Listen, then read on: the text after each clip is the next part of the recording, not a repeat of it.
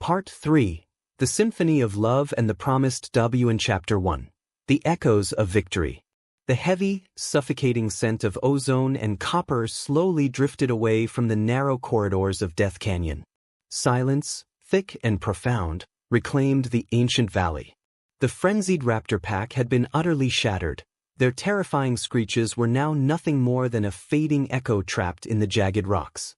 On the blood-stained earth, Neo lay on his side, his colossal Tyrannosaurus chest rising and falling in ragged, painful gasps. His left hind leg was a map of deep lacerations where the Alpha Raptor's curved talons had torn through his thick hide. Every muscle in his body trembled from the sheer exertion of holding his ground. For a T-Rex, falling meant vulnerability, falling meant death. Yet, Neo had stayed upright just long enough to ensure the safety of the gentle soul behind him. Lisa, her elegant silvery gray neck marked with shallow claw wounds, did not hesitate. The instinct to flee, the core biological programming of an Apatosaurus, had completely vanished, replaced by an overwhelming wave of devotion. She lowered her head, her dark, expressive eyes shimmering with unshed tears as she nudged Neo's massive snout. "Neo, please, look at me," Lisa whispered, her voice vibrating with an anxious tenderness. Neo slowly opened his heavy eyelids. The predatory gold in his eyes had softened into a warm, gentle amber. He forced a faint, rumbling purr deep within his throat, an acoustic reassurance meant only for her. "I am still here, Lisa," Neo rumbled, his voice low like the distant hum of a dormant volcano. "As long as you are breathing, I will always find the strength to stand." Lisa felt a profound warmth bloom within her chest. In the harsh, unforgiving reality of the prehistoric era, love was a luxury few could afford, and a bond between a tyrant and a long neck was deemed an impossibility. Yet, looking at the wounded apex predator who had nearly broken his own body to shield her, Lisa knew they had crossed a boundary from which they could never return. Chapter 2. The Healing Sanctuary. They could not remain in Death Canyon. The scent of blood would eventually draw larger, more desperate scavengers. With Lisa guiding the way, she supported Neo as he limped heavily out of the rocky bottleneck. They moved deeper into the Southern Territory, a region untouched by the devastating volcanic ash of the north. By midnight, they discovered a hidden oasis, the Valley of the Singing Willows. It was a geological miracle, a pristine basin shielded by giant weeping ferns and towering, ancient cycads. A crystal-clear hot spring bubbled at the center, sending gentle plumes of mineral-rich steam into the cool night air. The art of prehistoric medicine. Lisa immediately went to work. Her extensive knowledge of the valley's flora became their greatest asset. While Neo rested his massive frame near the edge of the warm spring, Lisa moved gracefully through the undergrowth, selecting specific plants with practiced precision. Lisa's medicinal selection. Broad-leafed cycad ferns, used for wrapping and binding deep cuts. Golden moss, found near water, acts as a natural antiseptic. Crushed blue lotus roots releases a soothing sap that reduces swelling and fever. She carried the herbs back, her long neck allowing her to delicately place the crushed lotus roots directly onto the deep gashes on Neo's hind legs. The sap was icy cold, immediately numbing the throbbing agony that radiated through Neo's body. "It's bitter, isn't it?" Lisa murmured softly as she noticed Neo's jaw tighten. "It is nothing compared to the thought of losing you," Neo replied, his eyes locked onto hers. For the next 2 weeks, the Valley of the Singing Willows became their private world. The dynamic between them shifted from a temporary alliance of survival into a deep, domestic harmony. Because Neo's injuries prevented him from hunting, Lisa took on the role of the provider. She would use her impressive height to pull down the highest, most nutritious seed pods from the maidenhair trees, dropping them gently in front of Neo. In return, Neo used his acute sense of hearing and powerful night vision to watch over Lisa as she slept. Whenever a sudden thunderstorm rolled over the valley, Neo would shift his massive body, draping his large, muscular tail over Lisa's torso like a living fortress, shielding her from the cold rain and biting wind. Chapter 3. The Conflict of Two Natures. As Neo's wounds healed and his strength returned, A subtle, unspoken tension began to weave its way through their paradise. They were, after all, creatures of completely different biological destinies. One afternoon, a small herd of primitive mammals, early ancestral rodents, scurried across the clearing. In a split second, Neo's pupils dilated into sharp, predatory slits. His muscles coiled, and his body lowered into a hunting stance. It was pure, unadulterated instinct. Lisa watched him, her long neck freezing in place. A cold shiver ran down her spine. For a fleeting moment, she didn't see Neo the Protector, she saw the apex monster that had hunted her ancestors for generations. Recognizing the sudden shift in the air, Neo immediately snapped out of his trance. He shook his massive head, deliberately breaking eye contact and stepping back into the shadows of the ferns.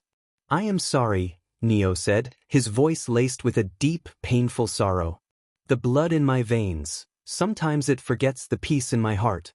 I do not want you to ever look at me with fear, Lisa." Lisa walked over to him, her steps slow but deliberate. She didn't retreat.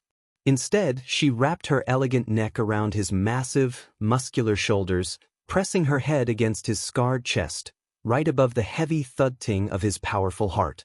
"I do not fear your nature, Neo," Lisa whispered softly. "I honor it.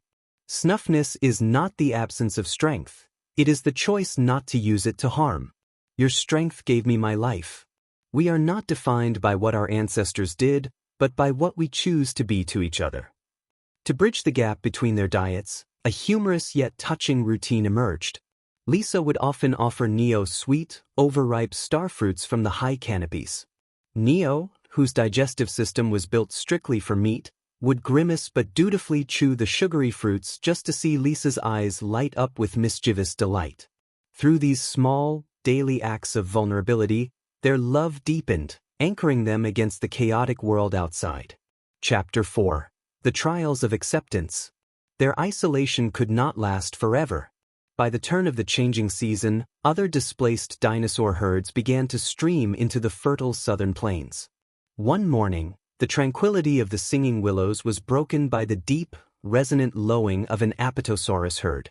It was Lisa's original family, led by the stern chief elder, Kano. Lisa's heart leaped with a mixture of joy and apprehension. She wanted to show her family that she was alive, but more importantly, she wanted them to see Neo. The encounter was disastrous. As Lisa emerged from the forest with Neo walking carefully by her side, the long-neck herd erupted into absolute hysteria. Mothers shielded their young bulls formed a frantic wall of tails, and Kano unleashed a deafening, defensive bellow. "Lisa, get away from that monster!" Kano roared, his massive tail striking the ground like a crack of thunder. "You have brought a demon into our sanctuary." "He is not a monster," Lisa cried out, stepping directly between the panicked herd and Neo. "Neo saved my life. He fought off the raptor pack at Death Canyon. Without him, I would be bones in the dust." Kano stared at Neo with deep-seated hatred and distrust.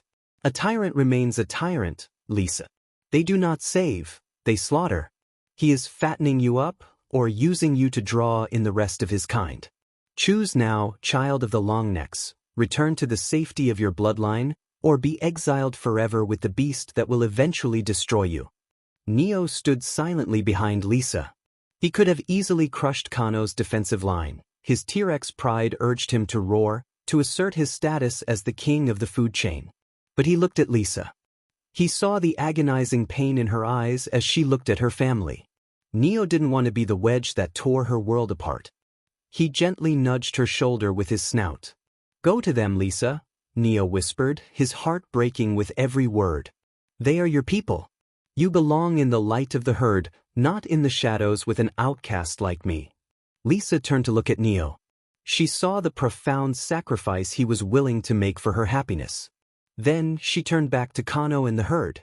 Her gaze became hard, unwavering, and radiantly proud. "If the price of your safety is blindness to the truth, then I do not belong here," Lisa announced, her voice echoing across the plain with absolute authority. "Neo did not choose his birth, but he chose his honor. You choose to live in fear. I choose to live in love." With those definitive words, Lisa turned her back on her past. She walked to Neo's side, her head held high. Neo looked at her, his amber eyes filled with an overwhelming reverence. They turned together, leaving the stunned herd behind, walking hand in hand, a tyrant and a titan, into a future they would carve out entirely on their own. Chapter 5. The Shadow of the Past. While Lisa's herd represented the rejection of prejudice, Neo's past returned in the form of a far more lethal threat. The volcanic destruction of the north had driven the remnants of Neo's old T-Rex pack down into the southern lowlands. They were led by Gorgon, the ruthless, heavily scarred alpha who had originally exiled Neo. Gorgon's pack was starving, their bodies lean and desperate, their minds driven mad by the changing world. One evening, as the moon cast long, ghostly shadows through the jungle, a chorus of deep, terrifying rumbles surrounded Neo and Lisa's sanctuary.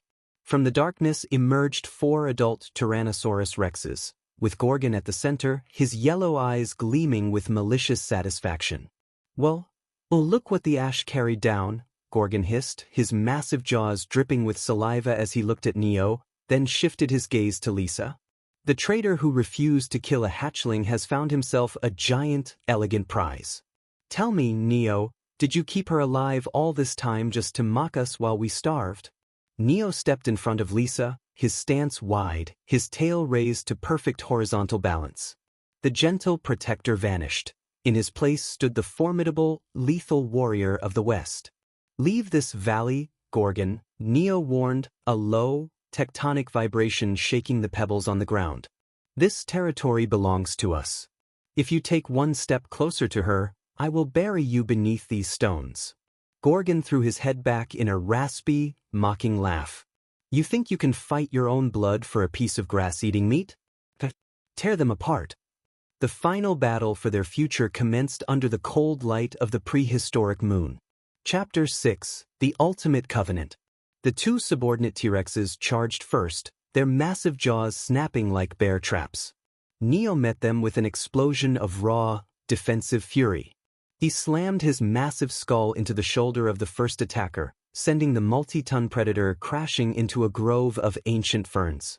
He twisted dynamically, using his powerful tail to deliver a crushing blow to the second T-Rex's flank, fracturing its ribs and forcing it back into the undergrowth. But Gorgon was older, larger, and far more experienced. He utilized the distraction to circle around, his jaws aimed squarely for Lisa's defenseless torso. Lisa, move! Neo roared, trying to disengage from his current attackers, but they held him by his tail and legs, their teeth sinking into his flesh. Lisa did not freeze. The timid maiden who had once run from shadows was gone. She was the matriarch of a new era. As Gorgon lunged, Lisa whipped her massive, whip-like tail through the air with a deafening crack that broke the sound barrier. The tip of her tail struck Gorgon directly across his snout, blinding him with pain and shattering several of his front teeth. Gorgon bellowed in agony, stumbling backward. Taking advantage of the opening, Lisa channeled the legendary power of her species. She reared up on her massive hind legs, her towering frame silhouetted against the full moon like a goddess of ancient earth. With a thunderous cry, she brought her colossal front feet down directly onto the ground in front of Gorgon. The resulting shockwave cracked the stone terrain. The ground buckled beneath Gorgon's feet, causing the massive predator to lose his footing and crash heavily into the newly formed fissure. Neo, witnessing Lisa's incredible bravery, found a final surge of adrenaline. With a mighty heave, he shook off the remaining attackers, lunging forward to pin Gorgon by his throat. His powerful jaws hovered millimeters from Gorgon's jugular vein.